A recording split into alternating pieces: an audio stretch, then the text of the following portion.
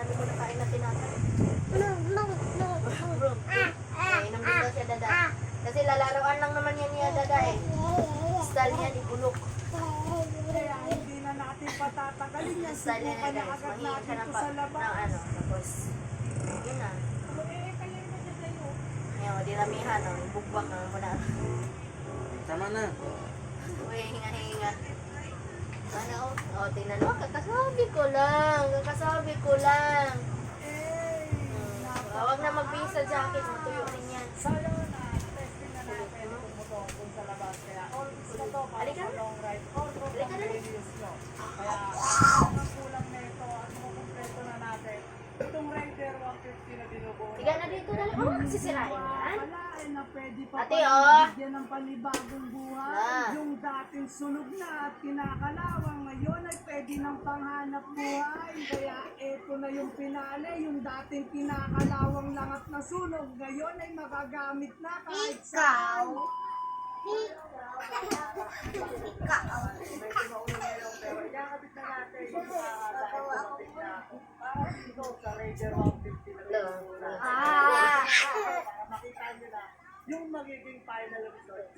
Siyempre ako na nakakabit dito, itong cover dito sa headlight. Kaya itong headlight para may gabit na natin yung cover sa yung visor nito. Tapos ikakabit na natin yung fender para makikita na natin yung lahat magiging itsura.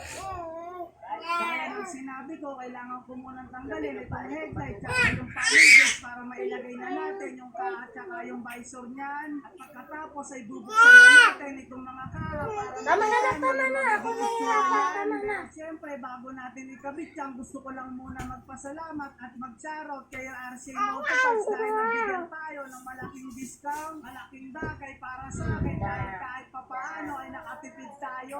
At oo nga pala, baka may mag-react, hindi naman natin tinipid sa pyesa, tinipid lang natin sa presyo.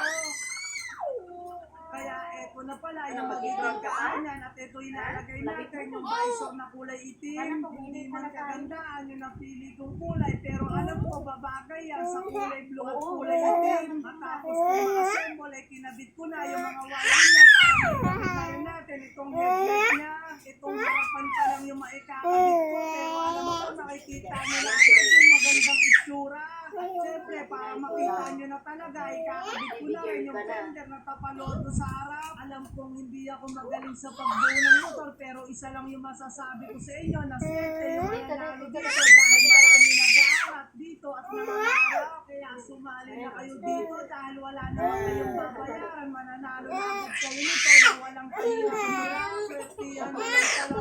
Walang pinipili. Kung mayaman ka man o mahirap. Nakalipas ang ilang minuto dahil nagpatila pa tayo ng ulan. Kaya ikakabit na rin natin itong kaha dito sa likuran. Magkabilang side yan. Ayun nga lang hindi ko pa nalalagyan ng tornilyo dahil lumalakas na naman yung ulan. Kaya inilipat ko na muna dito sa silong para kahit pa paano ay may kabit natin yung kaha dito sa leg shield niya. At oo nga pala, baka may mag-comment na sana naglagay ako ng trapal para hindi putol-putol yung ginagawa ko. Isa lang yung masasabi ko dyan dahil kung maglalagay ako ng trapal dyan sa ibabaw, panigurado ay didilim dito sa ginagawa nito.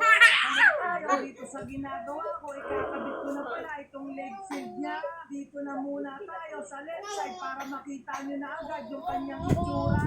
Siyempre, ikakabit na rin natin yung mga tornilyo niyan para hindi na mabaklas kapag tinesting ipis natin. na. Kasi pag tinesting natin at magbaklas ang panigurado, mas nakakatawa yun. At kahit umuulan, ikakabit na rin natin yung kabilang side na kaha para matesting na natin sa labas. Ayoko na rin kasi patagalin to dahil gusto ko na iyabang sa labas. Charot lang siyempre dahil hindi naman mapupunta sa akin to, sa inyo rin mapupunta to. Balik tayo dito sa ginagawa ko, itong leg shield na nakakabit ko tapos testingin na rin natin para makita nyo na umaandar talaga bago i-out ko sa akin. Nakikabit ko na yung mga kaha. So matte blue yung napili ko dahil yan yung mismong kulay ng stock nito. Mananalo is all cases, hindi na siya magpapatens ko. Tama na. Matulong na tayo. Patay na yung lights para ano, nahingit na ikaw. Ginastusan natin kahit Bye-bye, guys. Mamaya may mag-react na naman.